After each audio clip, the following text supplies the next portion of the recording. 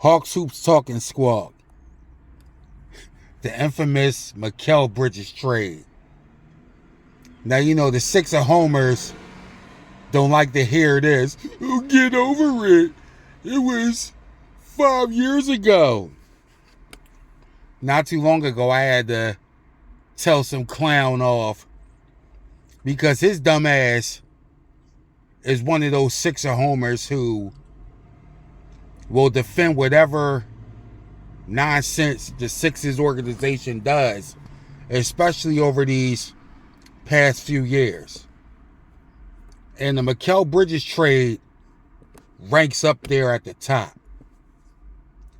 because that was the missing piece to a championship team during the Joel Embiid era.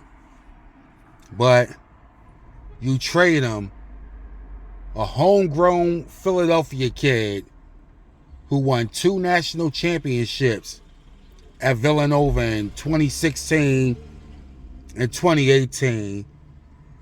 And even though this part really has nothing to do with it, but his mom worked for the 76ers organization, all that, and you trade him for a guy who is allergic to peanuts, not even in the league no more.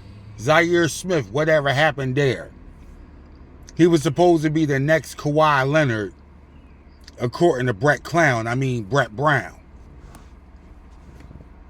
You know, that's just the dumbest move. Like, that's up there as one of the all-time worst moves in franchise history. Not the worst, but it's up there. Definitely in the top 10. And it's definitely the worst move within the past 10 years. Put Mikal Bridges on any one of these past 5 76er teams from 2018-19 through this past 2022-23 season. Sixers definitely would have had a title, especially on that 2018-19 team. The team that had Ben Simmons, Embiid, Jimmy Butler. Bridges would have fit in perfectly with that team. If he wasn't a starter, he would have definitely been the 6th man. Come on, it was the perfect scenario. Homegrown Philly kid, drafted by the home team after winning 2 national titles with Villanova under the legendary Jay Wright. You know, shout out to Nova Wildcat Nation.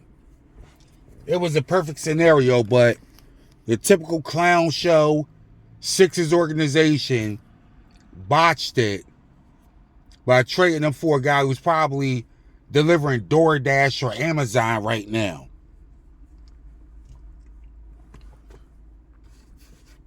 Bridges on that 2018-19 team. I could easily see a lineup. Ben Simmons and Bridges in the backcourt. Man, that backcourt could shut down the opposition's offense. We already know they're both great defensive players. Jimmy Butler and Tobias Harris at the forwards, and Embiid at the center. And you got the sniper J.J. Redick coming off the bench. Could still get you 20 points coming off the bench. Man, Sixers would have won the title that year, or would have came damn close. They damn sure would have advanced past the second round in each of these last 5 seasons. Definitely. Just put Bridges on any of these past 5 Sixer teams with the rosters intact. Just add Mikal Bridges. Come on, man. It would have been a no-brainer. One clown going to tell me to get over it. We swept his ass in the playoffs. I said, no, you mean we swept his team. Then I told him, you put Bridges on any of these past 5 Sixer teams, Sixers damn sure would have went past the second round each of those 5 seasons. Typical Sixer homer replies on some clown shit. We swept his ass. Like, you said that already, and we swept his team. Bridges averaged 25 points against us in the first round. You mean we swept his team? Then he goes on saying more Homer shit, talking about I sound like a scorned female and I'm too emotional about it. I need to get over it. And what has Bridges won? He's won more than the Sixers have. He's been to an NBA Finals. He's made a couple of defensive teams. For real, he should have been Defensive Player of the Year in 2021-22. You know what I mean? That's no knock on Marcus Smart, who did win it. But Bridges had a great shot at winning the Defensive Player of the Year. And had they have the award for East and West, like I have suggested over the past 20 years or so, had they done the award for both conferences, Bridges would have been the West Defensive Player of the Year that season. But it's just an all-time bad move to trade a player like that. Like, that's just some typical Philly nonsense. You would never see the Lakers trade a UCLA champion, a homegrown LA kid, for an unproven prospect who finds himself out the league in less than 2 years. You know what I mean? Now probably delivering for Instacart or some shit. But, you know, it is what it is. You can't go back. But just a hypothetical scenario, Sixers definitely would have been to a couple of NBA Finals by now. Add Mikal Bridges to any of these past 5 Sixer teams. His rookie year, he would have had Jimmy Butler, and even if Jimmy still left for Miami following that season, he would have been a perfect veteran for Bridges to learn from in his first season in Philly. You know, when real hoop heads know the deal that, yeah, had we had Bridges, it would have been a way different outcome over these past 5 years.